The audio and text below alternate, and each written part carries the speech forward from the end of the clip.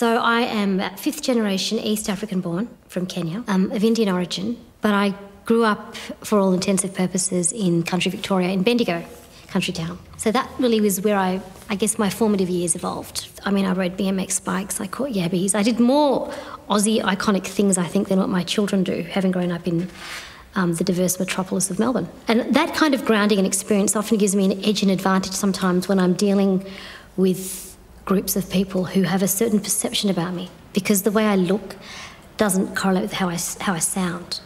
And that often turns a lot of people's heads, because they wonder, why do you sound like that? Or what accent is that? You know, and I'm like, country Victorian, actually. And they think I'm being a bit sassy, which I am. But it's essentially about acknowledging that we all come from somewhere, and the complexities of our backgrounds don't necessarily shape the stereotype of what we look like, and they shouldn't. So I'm constantly about debunking the myths, but I've sort of progressed and shifted from where I grew up in Bendigo and having to explain why I was brown to now having to justify or explain that I'm not oppressed, or I'm not someone's chattel or someone's possession. And so this constant need to be, as a woman, constantly defining who I am to others as if they have the authority, and to ask me who I am, and the knowledge which assumes so much about where I'm from. So I think the sort of social media or online engagement experience really took off for me with the onset of social media platforms like Twitter and Facebook, where suddenly, you know, you have armchair warriors and experts and Google scholars who are so informed apparently about me or my community and giving off their voice, and you have an option to either ignore or mute or respond. So more in a lot of cases where it's necessary for my well-being and mental health, I will mute and I will ignore, but sometimes it goes to the detriment of a community when you don't step up, because if you don't, then things escalate and they become the policy that govern us, and they become the hate crimes that are committed against a community as well. So you need to be active, you need to take a stand. My online presence has really been reactive for the most part, which is unfortunate, because for women of colour and people of colour in this country who have a long-standing presence, our contributions are varied. Our capacities are incredible as well. But we're only ever profiled and given a platform when there's a reactive situation. And that really colours the way that we're consumed and we're seen. So we're not really seen, therefore, to be as part of the existing fabric of Australia's population in a way that is the face of Australia. We're seen as the migrant other, or the exception, if we do succeed. And whenever I'm given a platform to present on The Drum, for example, which is a current affairs panel show on ABC, my involvement and my appearances on them aren't scheduled. They're very random, and they usually coincide with me being in Sydney. So it's not like they're looking for the Muslim voice on the issue of agriculture or, you know, toothpaste or whatever the topic is for the day. Yet there is a continuous response almost inevitably every time I'm on. Oh, ABC is getting on their favourite Muslim commentator, or keep away from the radical left wing, or what a sellout ABC is for always towing the left wing line and getting their token Muslim representative, blah, blah, blah, as if somehow my contribution can only be perceived in terms of my religiosity. And there are very few examples of where media representation of people of colour is genuinely meaningful and explores their personal contributions beyond the stereotype. We might have different stories to tell, but we're all equal as storytellers. Until we can shift those numbers and then shift the face and perception of what diversity should look like, I really don't think we're going to get there. And we do know that in terms of shifting numbers with gender diversity, there's a conversation being had, and it is underway. But I don't accept the premise which has been thrown back to me, is that, we have to get the gender diversity right before we move to culture. Because I feel people that espouse that particular point of view are the same people who made the demarcations for women back from 1950s, where you have to wait your turn until we're ready, and you stay in your lane until then.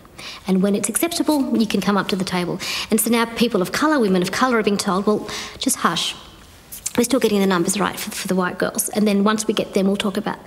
And so I find that very patronising and just reinforcing the whole culture of discrimination, really. I guess one issue that I did respond to quite proactively was there was recently a a tour announced of Ayaan Hirsi Ali, who's a Somali-born Dutch activist whose mantra is that she's an ex-Muslim, and she does a lot of this touring circuit across the world speaking against Islam and speaking against the oppression of women, Muslim women specifically, and how promoting the reformation of Islam and the abolishing of Islamic schools and curbing migration and like a whole lot of very extremist, conservative, anti-Muslim propaganda and policy. And she's given a lot of the kudos because she was, as she describes, an ex-Muslim. She was planning to come to Australia, and there were a group of Muslim women in Australia who were concerned not that she was going to speak, but that she was going to speak without a counterpoint. So one of the women in this organisation, or this group that was loosely affiliated, contacted her and said, look, Ayaan, we know you're coming and we know you've got speaking gigs. We would like you to give us some of your time. You can choose the venue, you can choose the moderator, you can choose the place, whatever it is, that's up to you. We just want to have an opportunity to speak to you. She said no. Then we found out that she was going to be on Q&A on a Monday. And so between Friday and Monday, this group of women, with the help of production team, decided to do a video response to Ayaan to explain why she didn't speak for us even though she was coming to speak for us. That was the essence of the message. Not that she shouldn't speak, but her story is her story, sort of thing. That was loosely the message. And so within 48 hours, we made this video and we launched it at 9 a.m. And then by 10 a.m, there was a message that Ayaan had cancelled her Australian tour. She'd cancelled Q&A. And we were like thinking, well, how impacting was this video? Her management had cited security concerns. It wasn't security concerns, it was monetary concerns. She had a disagreement with her promoter on her fee. And so she was cancelled. But the impact of that video, which I think it included about 6 women from across Melbourne of different backgrounds, each of them speaking a line that was telling a story. I think within 24 hours it had reached over 1 million hits globally. It got a lot of negative trolling, of course, from people who felt we were the reason she wasn't coming and we were blocking free speech and we didn't believe in her message because we were part of the conspiracy to dominate the world or something. That was actually inevitably going to happen, but what I didn't expect, which was really positive, was so many Muslim women who I don't even know and will never meet, who said thank you for giving voice to a community that has for so long had its voice hijacked by the right-wing conservative community, and for specifically countering her hateful narrative, which doesn't leave room for a counter-response. And sometimes just something as simple as utilising social media to give yourself a platform to counteract all the hate.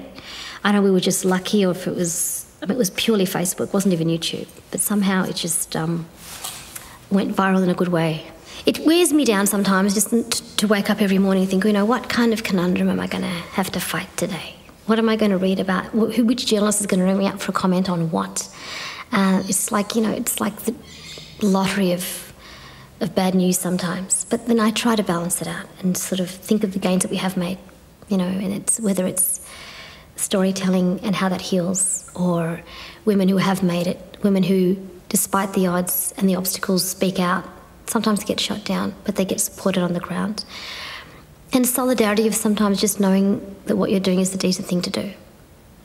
Even if you're not getting rewarded or applauded, it's not about that. It's just about, sleeping at night and making the world a better place little bit by little bit for those after you. If you have the privilege of having space to speak, or if you have more than you need and enough to share, then share it. If you've been given an opportunity or a promotion at work and you have the scope to bring someone on, do it. If you see somebody from your community, for example, who's struggling to rise up and you have the capacity to help them out, do it. Don't be afraid. And women in particular, unfortunately, can sometimes be some of the greatest enactors of holding that space because they're scared of losing what they've gained. But instead, I think we need to really give that hand out a lot more than what we're doing.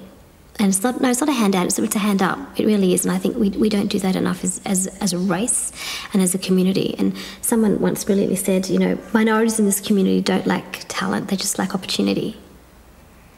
So I think, once you get into a place of privilege, you have an obligation to open the door.